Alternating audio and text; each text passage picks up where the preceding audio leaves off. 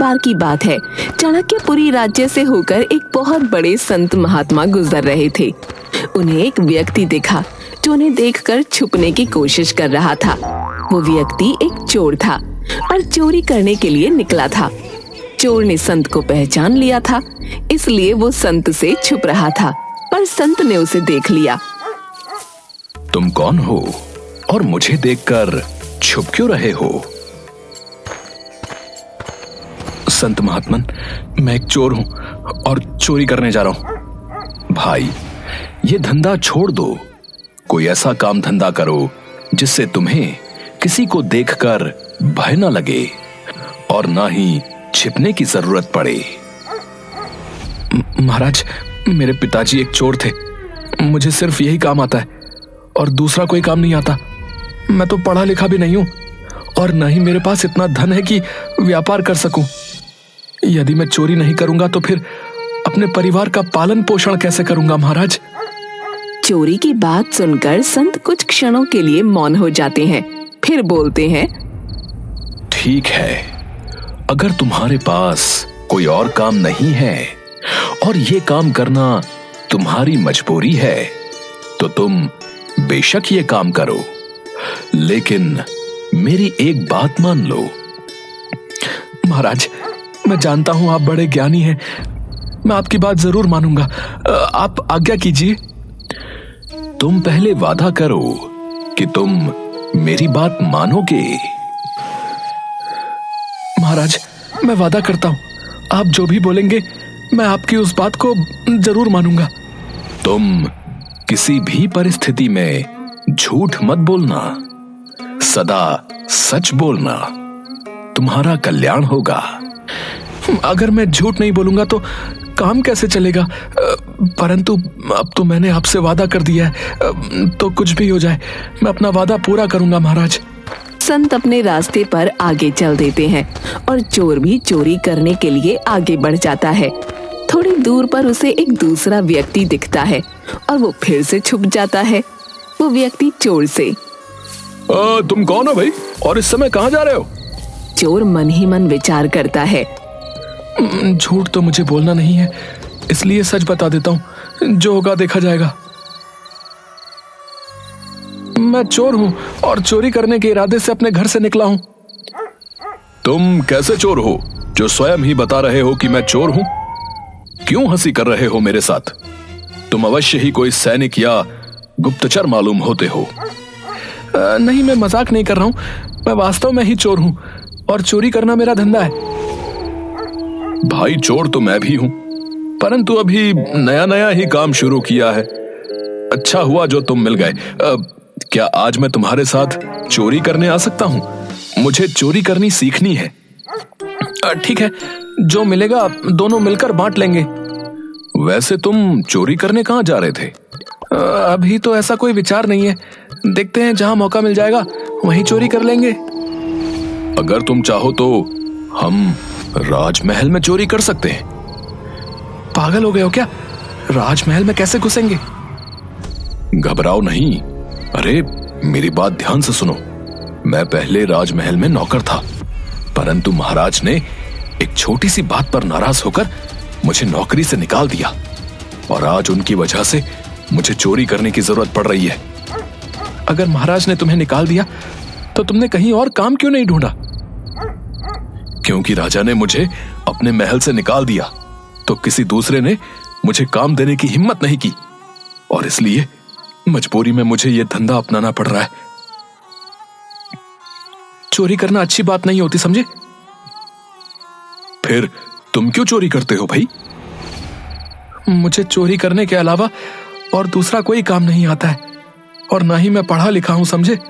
इसलिए चोरी करना मेरी मजबूरी है। इसका मतलब हुआ कि हम दोनों ही मजबूरी में चोरी करते हैं। देखो, मुझे राजमहल के एक एक गुप्त द्वार का पता है। चलो, आज हम राजमहल में भाग्य आजमाते हैं। दोनों साथ मिलकर राजमहल के पीछे की तरफ पहुंच जाते हैं और व्यक्ति वहां छुपा हुआ एक गुप्त दरवाजा खोलते हुए चोर से कहता है, तुम पुराने चोर हो, अंधेरे में देखने का तुम्हें अभ्यास है, इसलिए तुम अंदर जाकर सारा माल इकट्ठा करके ले आओ। मैं यहीं पर पहरा देता हूं। इतने बड़े महल में मुझे कैसे पता चलेगा कि सारा धन कहां पर रखा हुआ है? तुम इस द्वार से अंदर जाओगे तो तुम्हें एक बड़ा कमरा दिखाई देगा। वहां पर बहुत सारे संदूक हैं, लेकिन मुख्य द्वार के पास दाहिनी तरफ जो एक बड़ा सा संदूक रखा है ना, तुम उसे खोलना। और उसे खोलने के बाद उसके अंदर तुम्हें एक चरखी दिखेगी। तुम उस चरखी को घुमाओगे तो वो मुख्य द्वार खुल जाएगा। भाई, तुम्हें तो सच में महल के बारे में सब कुछ पता है। उसके बाद तुम उस मुख्य द्वार से अंदर जाना और उस कमरे के बीचों बीच तुम्हें एक और संदूक दिखेगा। तुम उसे खोलोगे तो उसके अंदर तुम्हें चाबियों का गुच्छा मिल जाएगा। दूसरे दरवाजे के बाईं तरफ बक्सा दिखेगा जो देखने में सबसे छोटा होगा और एक बड़े से बक्से के ऊपर रखा होगा। चाबियों के गुच्छे में जो सबसे छोटी चाबी होगी ना, उस चाबी से उस छोटे बक्से को खोल लेना। उसमें तुम्हें एक और छोटा सा संदूक दिखेगा। उस संदूक में बहुमूल्य हीरे रखे हैं। बस वही लेकर आ जाना। चोर बिल्कुल वैसा करता है जैसा उस व्यक्ति ने उसे बताया था।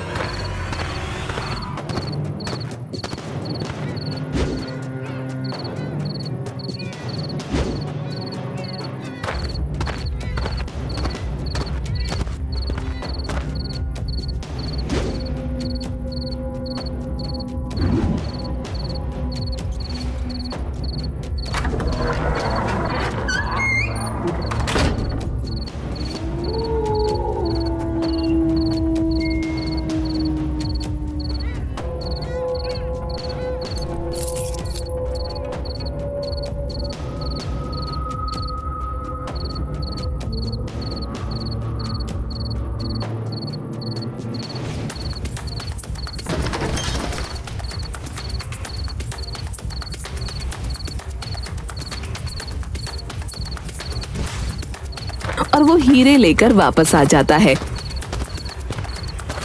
भाई, तुमने जैसा कहा था अंदर सब कुछ वैसा ही था। हाँ, ये लो तुम्हारे हिस्से का हीरा। मैंने उसमें से 2 हीरे निकाले, एक तुम्हारा और एक मेरा। लेकिन उस संदूक में तो 3 हीरे थे। तुम 2 ही क्यों लेकर वापस आ गए भाई? अरे भाई देखो, हम 2 थे।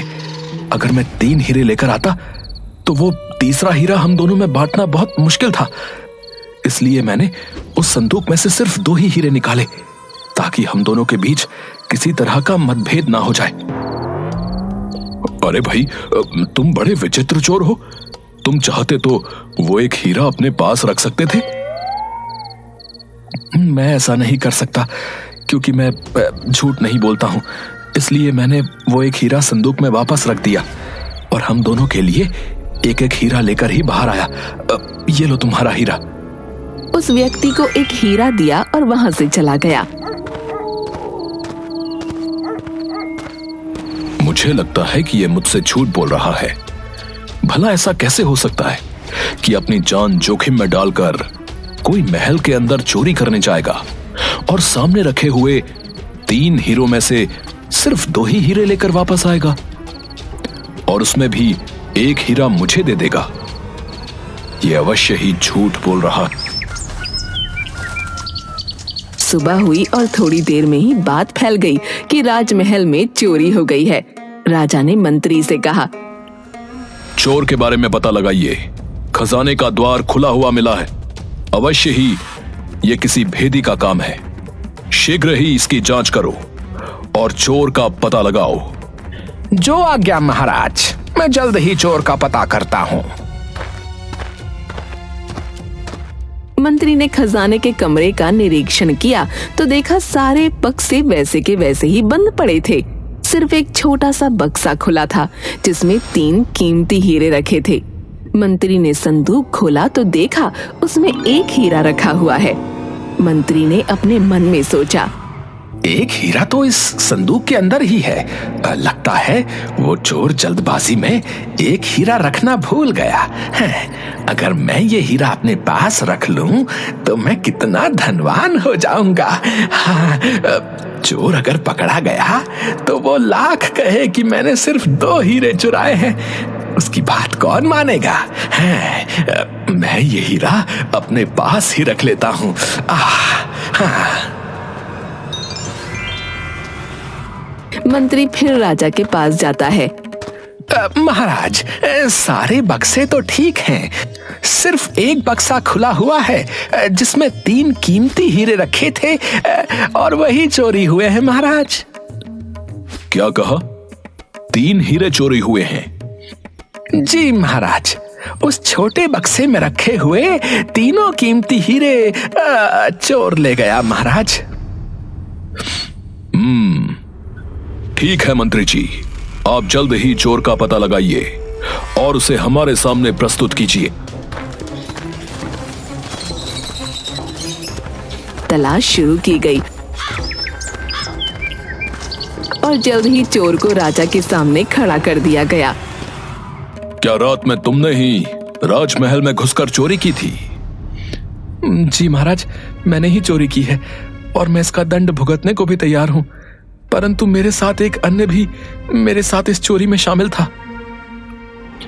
वो कौन था? उसका नाम बताओ। मैं उसका नाम नहीं जानता और न ही उसके घर का पता जानता हूं।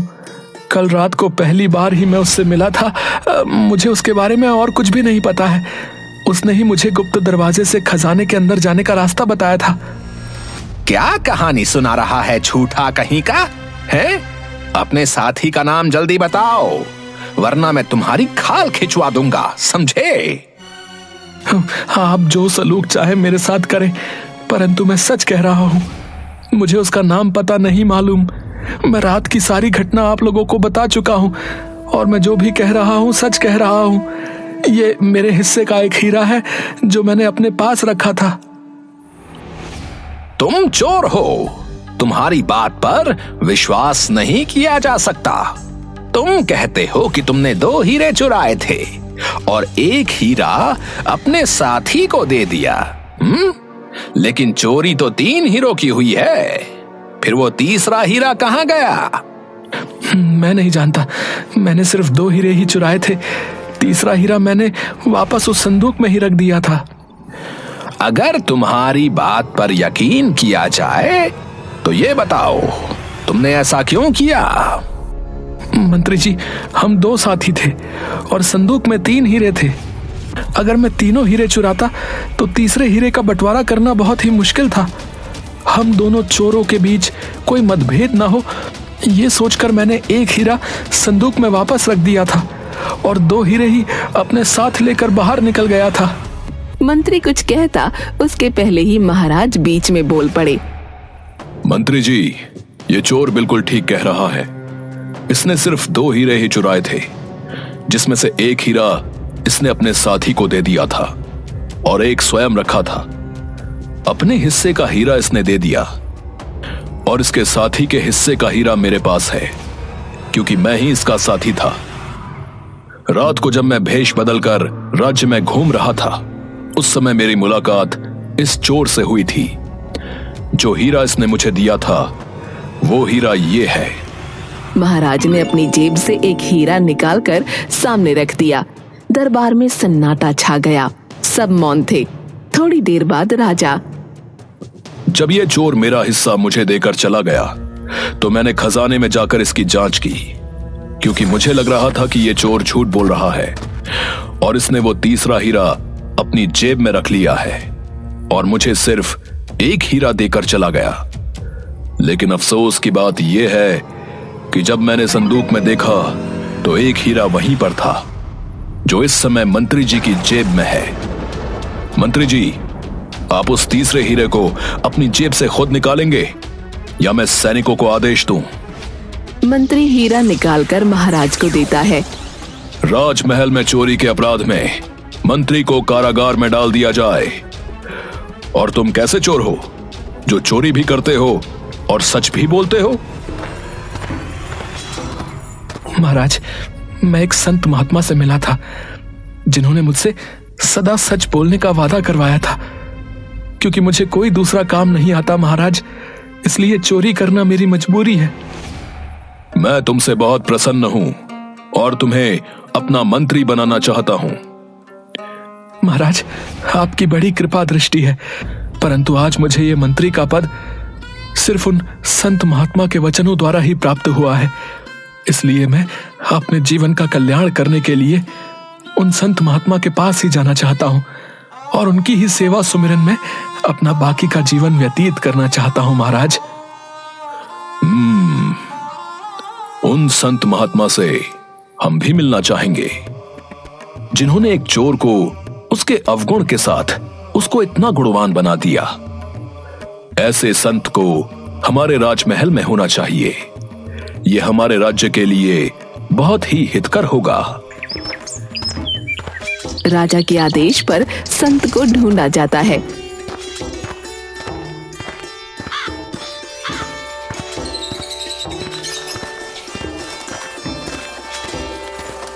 संत को राज्य का राजगुरु बना दिया जाता है और संत के आदेश को मानकर चोर राज्य का मंत्री बनने को तैयार हो जाता है। इस तरह संत और चोर दोनों ही उस चाणक्यपुरी राज्य का हिस्सा बन जाते हैं।